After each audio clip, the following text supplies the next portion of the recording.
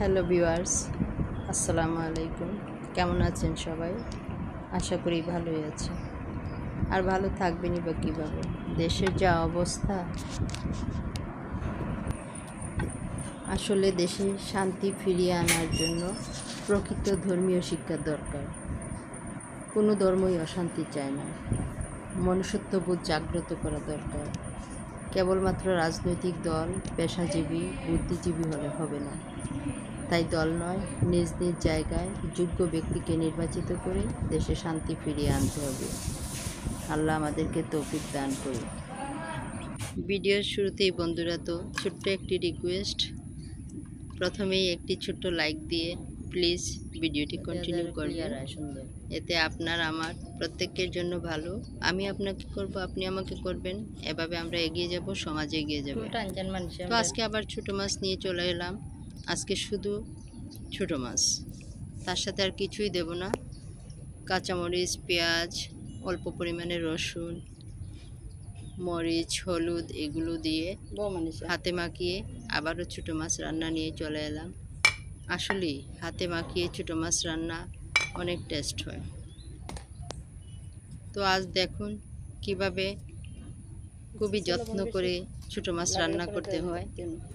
যত্ন করলে আসলেই রত্ন মিলে। খেতে যেমন স্বাদ, যে কোনো কাজ করলেও কাজে সাধনা পাওয়া যায়। এই তো আমরা হলুদ মরিচ দিয়ে মশলাগুলো ভালো করে ম্যারিনেট করে নেব।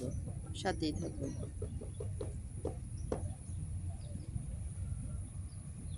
হলুদ বেশি তেল। ছোটো মাছের ম্যারিনেট করাটা মশলা দিয়ে ভালো করে মেখে এটাকে ঠিক আচারের মতো করে নিলে স্বাদ এমনিতেই হবে, শুধু শুধু স্বাদ হয় না, সাধনা লাগে। রান্নাও একটা আর্ট, এটাই হচ্ছে সাধনা। একটু সময় নিয়ে সুন্দর করে রান্না করতে হয়।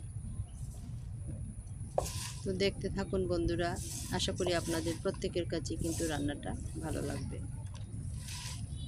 নতুন বন্ধু হয়ে থাকলে প্লিজ ভিডিওটি সাবস্ক্রাইব করে বন্ধু হয়ে পাশে থাকবেন। পুরনো বন্ধুদের যারা সাবস্ক্রাইব করে ফেলেছেন অলরেডি, আপনাদেরকে অসংখ্য ধন্যবাদ।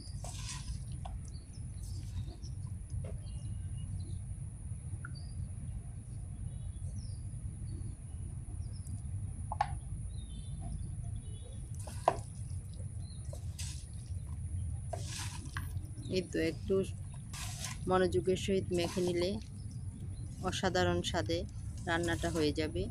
সাথে থাকবে শুধু গরম ভাত। অনেকে আবার এই মাছের চচ্চড়ির সাথে লাল মরিচ পেঁয়াজ দিয়ে ভর্তা করে নেন। গরম ভাতের সাথে লাল মরিচের ভর্তা এবং ছোটো মাছের চচ্চড়ি নিলে ওফ, অসাধারণ স্বাদ। আমি অবশ্য ঝালটা বেশি খেতে পারি না।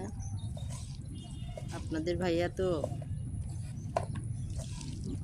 শুকনো মরিচের ভর্তা সাথে মাছের চচ্চড়ি এবং গরম ভাত, এটা হলেই আর কিছু লাগে না আমাদের।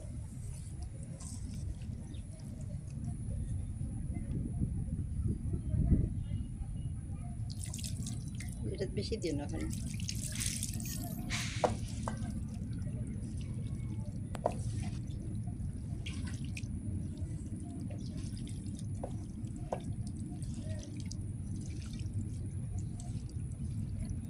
ছোটো মাছ আসলেই আপনাদের ভাইয়াকে বলি একটু রেডি করে দেওয়ার জন্য। ওনার হাতে ছোটো মাছটা অনেক টেস্ট হয়।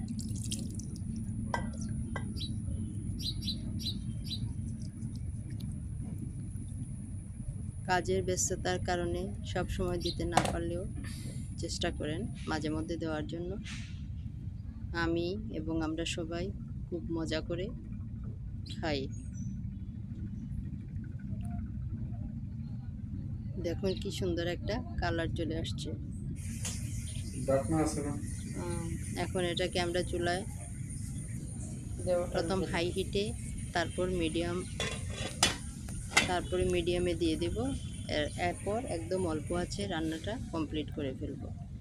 লাস্টের দিকে একদম অল্প আছে বসিয়ে রাখতে হবে, যাতে আস্তে আস্তে মাছটা কষে আসে। তাহলেই কিন্তু ভালো লাগবে। একদম টান টান জাল দিলে সেই টেস্টটা আসবে না। আস্তে আস্তে জালটা কমিয়ে নিতে হবে এবং কিছুক্ষণ চুলার উপর রাখতে হবে। তো আজকে এই পর্যন্ত, দেখা হবে অন্য কোনো রেসিপিতে। আল্লাহ হাফেজ।